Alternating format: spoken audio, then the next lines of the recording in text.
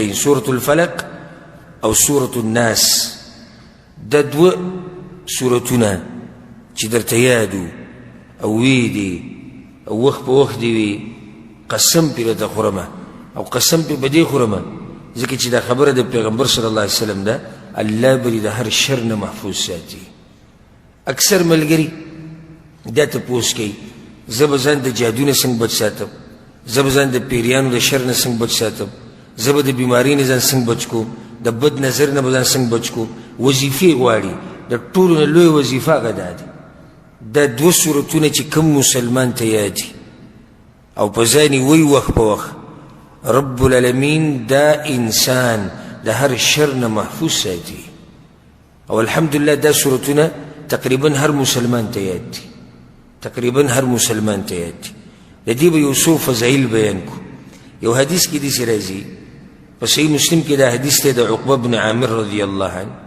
پیغمبر صلی اللہ علیہ وسلم وی ألم ترى آيات أنزلت هذه الليلة لم ير مثلهن قط پیغمبر صلی اللہ علیہ وسلم عقبته وی داش پا اللہ پا مبانی دیس آیتون نازل کردی دی چی دیس آیتون ما چرتنی دی دی کم آیتون دی قل اعوذ برب الفلق وقل اعوذ برب الناس پیغمبر صلی اللہ علیہ وسلم وی دیس آیتون ما ندی دی داسی عظیم آیتون پیغمبر صلی اللہ علیہ وسلم وی اللہ پا مارا نازل کردی دی اگر دو سورتون دی یو حدیث کی دیسی رازی امام احمد بن حنبل رحمه اللہ روڑے دام دا عقبہ بن عامر دے او دی فائدی تا سوچ کوئی پیغمبر صلی اللہ علیہ وسلم دی عقبہ بن عامر تا سلور پینزی پیری دا دی صورتون فضیلت بیان کردے پیغمبر صلی اللہ علیہ وسلم چی دی خبری لدومر زور ورکی خو پا دی صورتون کی کمال لے کنا وزگور دی حدیث تا کوئی دام دا عقبہ بن عامر دے اگوی چیزی دا پیغمبر صلی اللہ علیہ وسلم سر روانو ما او ما دا اگه سورلی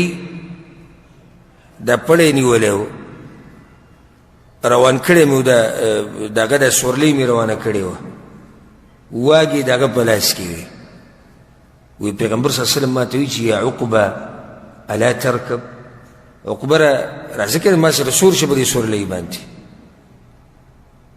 وی فاشفقت ان تکون معصیہ خوزینک یا نستم پری سورلی بانی زرکی می داو چی دا با گونای لیکن چی پیغمبر صلی اللہ علیہ وسلم دومر اوچیت انسان دے زو سنگ دے سر پیو سورلی باندی کینا ما نو زکی نکی نستم وی بیا پیغمبر صلی اللہ علیہ وسلم دے سورلی نرا کشو او ضرور او ختم نو بیا پیغمبر صلی اللہ علیہ وسلم دے سورلی بانی سور شو وی ما تیوی چی یا عقبہ یہ تو گور وکی دے الا اعلمك سورتين من خير سورتين قرأ بهما الناس وی اے عقبہ دو سورتون دیتوانا خیمہ چی پا آغا سورتون کی غور سورتون دی چی داخلہ کی تلاوت کی غور سورتون غور وی موتی چی بلا یا رسول اللہ یا رسول اللہ وی خیرت دا خودی رلوی فائدہ دی چی دو سورتون غور سورتون غور تلاوت خلق چی کم تلاوت کی اگر طولو کی غور دائد وی فاقرأنی قل اعوذ برب الفلق وقل اعوذ برب الناس وی پیغمبر صلی اللہ علیہ وسلم ماتوی چی اگر دو سورتون دائدی گور صرف پا دی اکتفاو نکڑا وی ثم اقیمت الصلاة بید منزد پار اقامتو شو اقامت چکلو شو پیغمبر صلی اللہ علیہ وسلم ورمخ کی شو فتقدم رسول اللہ صلی اللہ علیہ وسلم فقرأ بهما پیغمبر صلی اللہ علیہ وسلم ورمخ کی شو او امامتین پر دو سورتون ورا کڑا بیئی و تا گورا اگر فضیلت پا دیزی که ورخکارکو چی پا دی دو سورتونو باندی سی چلو کو امامتی ورکڑا وی بیا پا ما باندی تیر شو پیغمبر صلی اللہ علیہ وسلم گوری دی یو حدیث کی گوری سو پیری فضیلت بیان شو دو پیری یو پیر خوتوی دا گوری سورتونی دویم پیری سی چلو کو منزکی پا امامتی ورکڑا وز گورا وی بیا زناسون پیغمبر صلی اللہ علیہ وسلم پا ما باندی تیر شو وی ما تاوی چی کیف رأیت یا عقیب سیدی خیال لی عقبہ اقرأ بهما كلما نمت وكلما قمت دا دو سورتو نوایا ہر کلچ ودکیگی او ہر کلچ رپاسی امام نسائیم دا حدیث روڑا دا امام ابو داود ام روڑا دا یو حدیث کی دیس رازی دام دا عقبہ بن عامر دا پیغمبر صلی اللہ علیہ وسلم ویلی دی ان الناس لم يتعوذوا بمثل هذين خلق چی دا شرن پناغواری پا اللہ پوری او پناه نیسي په الله پورې د شر نه، نو د دې دوو صورتونو په شان تعویذ دا نشتی. دوو صورتونو په شان غوره چا نه دي ویلي. قل اعوذ برب الفلق وقل اعوذ برب الناس. په یو حدیث کې داسې راځي، دا امام نسائی راوړی، عقبه بن عامر ګوره همدغه صحابي دی. دی یو صحابي ته پیغمبر صلی الله علیه وسلم په ډېرو موقعو باندې دې صورتونو فضیلت ویلی دی. او ما تاسو ته لږ ساعت مخکې ووي دا چې بار بار پیغمبر د دې صورت فضیلت وایي د دې دوو صورتونو، خو دې کې کمالات دي که نه. عقبه بن عامر ووي زه د پیغمبر صلی الله علیه وسلم سره روان وم په لاره باندې، په دې ځای کې ورسره روان دی، اولته ورسره څه و په سورلۍ باندې سور شوی و. وایي زه ورسره روان وم، ما ته وایي چې یا عقبه قل، ای عقبه ووایه. وایي ما ورته وایي چې ماذا اقول، څه ووایم؟ فسکت عني، پیغمبر صلی الله علیه وسلم غلی شو. وی بیا ما ته وی چې قل، لږ ساعت بعد بیا ووی، وی ما چې څه ووایم یا رسول الله؟ وی راته وی چې وایه قل اعوذ برب الفلق. وی بیا راته وی چې وایه، وی ما چې څه ووایم یا رسول الله؟ وی وایه قل اعوذ برب الناس. وی تر دې چې دا صورت بیا ما ووی، وی پیغمبر صلی الله علیه وسلم ما ته ووی چې چېرته یو سوال کوونکي داسې سوال نه دی کړی لکه څنګه چې په دې صورتونو کې دی، او که چېرته چا پناه غوښتې ده د الله نه، نو داسې پناه یې نه ده غوښتې څنګه چې په دې صورتونو کې غوښتی شوي ده. دا دومره اوچت صورتونه دي. یو حدیث کې داسې راځي، امام نسائی رحمه الله راوړی دی، په هغې کې دا دي یو صحابي دی ابن عابس الجهني. پیغمبر صلی الله علیه وسلم دې صحابي ته ویلي دی ابن عابس ته، وی ابن عابس الا ادلك بافضل ما يتعوذ به المتعوذون. اے ابن عابسه تا ته هغه څه ونه ښیم چې په هغې سره انسانان پناه نیسي په الله پورې د هغې په ویلو باندې، او دا غوره معوذات دي او دا غوره تعویز دی. وی ما ورته چې یا رسول الله وښایه راته که نه؟ وی وایه چې قل اعوذ برب الفلق قل اعوذ برب الناس. امام مالک رحمه الله روایت راوړی دی، امام بخاري م راوړی، امام ابو داود م راوړی، امام نسائی م راوړی، امام ابن ماجه م راوړی. په هغې کې دا دي عائشه رضی الله عنها وی ان النبي صلی الله علیه وسلم کان اذا اشتکا، پیغمبر صلی الله علیه وسلم باندې چې به کله بیماري راله، څه تکلیف به پرې راغی، یقرأ علی نفسه بالمعوذتین وینفث، په ځان باندې به دا دوه صورتونه ووي او بیا به په ځان باندې چوف کړو. نو دا طریقه یاده کوي، کله چې په تا باندې څه بیماري راشي، څه تکلیف درته راورسي، په بدن پسې څه دي دړي، دا دوه صورتونه پې وایه چوف کوئ. عائشه رضی الله عنها وایي فلما اشتد وجعه كنت اقرأ عليه بالمعوذات وامسح بيده عليه رجاء بركتها. عائشه رضی الله عنها وی کله چې بیا پیغمبر صلی الله علیه وسلم ډیر بیمار شو او په ځان باندې دا صورتونه په خپله نشو ویلی، نو ما به پې دا صورتونه وي او خپل لاس به مې د هغه په بدن نه راښکودو، د پیغمبر صلی الله علیه وسلم لاس به مې د هغه په بدن راښکودو. وجه دا و چې د هغه په لاس کې برکت ډېر و. یو حدیث کې داسې راځي، ابو سعید الخدري رضی الله عنه وی پیغمبر صلی الله علیه وسلم به د بد نظر نه پناه غوښته په الله پورې، د پیریانو نه به پناه غوښته په الله پورې، په قسمه قسم الفاظو سره. خو چې کله وی الله دا دوه صورتونه نازل کړو، فلما نزلت المعوذتان، کله چې الله دا دوه صورتونه نازل کړو، وی پیغمبر صلی الله علیه وسلم هغه ټول نور هغه الفاظ چې کوم هغه ټول یې پرېښودو او دغه دوه صورتونه به یې وي. یو حدیث کې داسې راځي، امام ترمذي راوړی د عبدالله ابن خبیب رضی الله عنه روایت، هغه ته پیغمبر صلی الله علیه وسلم ویلو وی ای عبدالله چې کله ماښام کې او سحر کې نو دا درې صورتونه درې پیرې وایه.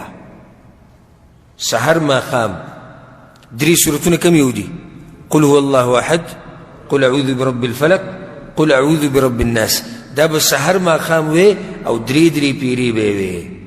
واوره پیغمبر صلی الله علیه وسلم سوی هغه صحابي ته وی تکفیک من کل شی، سحر چې درې پیرې د صورتونه وی، ماښام چې درې پیرې د صورتونه وی، الله به دې د هر شر نه بد ساتي، هر شر نه به دې الله ساتي، د بد نظر نه، د پیریانو د شر نه، د انسانانو د شر نه، د جادو نه، د کوړو نه، د مصیبتونو نه، د آفتونو نه، د هر څه نه به دې الله ساتي. نو انشاءالله زما خو امید دی تاسو ټول به یې وایي، خو کومې چې نه وي د نن نه شروع کوي. سحر 3 پیرې د 3 وړو سورتونه به وي، ماښام مازدیګر منځه نه بعد ویلی شي، مازدیګر د منځه نه بعد به شروع کوه. دا 3 سورتونه 3 پیرې وایه، الله به د هر شر نه بچ ساتي. ولې زمونږ کاسې سوچ وکړو، مونږ زمونږ په دې ملکونو کې اکثر دا جاخې ډېرې دي، پلاني په پلاني باندې کوړې وکړو، هغه پې جادو وکړو، دا نظره شوی دی، په ده دا شوي دی، په ده دغه شوي. نو د هغې یو وجه لویه دا ده چې مونږ د دې اسکارو خیال نه ساتو. دې اسکارو سره الله د انسان حفاظت کوي.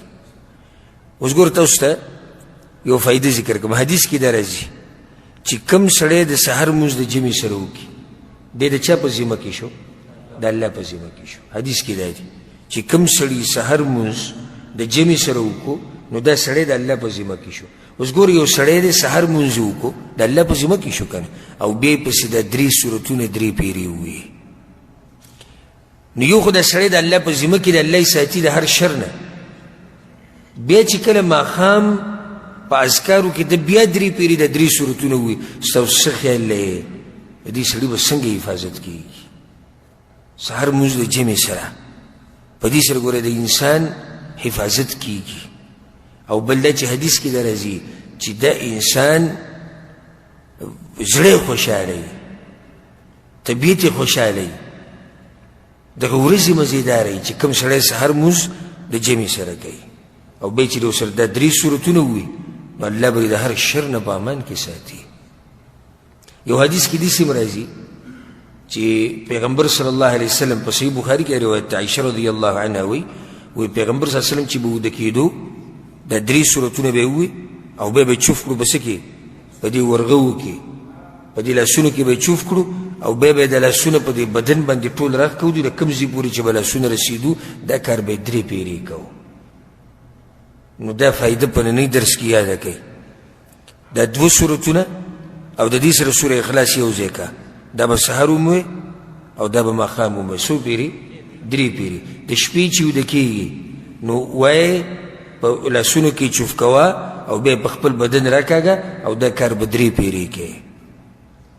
چې بیمار شي، الله دې هر مسلمان د بیمارۍ نه په امن کې ساتي، او کوم چې بیماران دي الله دې ولې روغ صحت ورکړي. چې کله د ته څه تکلیف راغی په دې پسې مه ګرځه چې پلاني پسې ځم ځان پې دموم او پلاني پسې ځم پې دموم. غوره دم موږ ته پیغمبر صلی الله علیه وسلم ښوولی دی، هغه د 2 سورتونه په ځان وایي، د پیغمبر طریقه ده که لږ ساعت مخکې تېر شو. عایشه رضی الله عنها څه وایي؟ وایي پیغمبر صلی الله علیه وسلم چې یو بیمار شو څه چل به یې کوو؟ دا 2 سورتونه به یې وي او په ځان به یې چوف کول.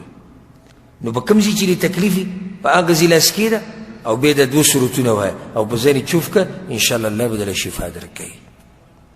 ګوره پیغمبر صلی الله علیه وسلم باندې په صحیح بخاري کې دا روایت ته په نورو کتابونو کې مشته چې پیغمبر صلی الله علیه وسلم باندې جادو شوی او جادو پې چا کړی و؟ یهودو پې کړی و. لبید ابن الاعصم هغه په پیغمبر صلی الله علیه وسلم باندې جادو کړی.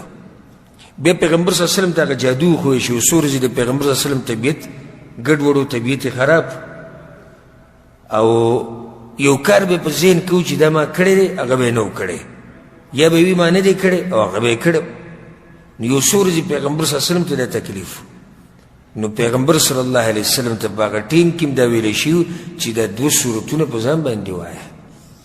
نو دا 2 سورتونه دا د جادو علاج هم دی.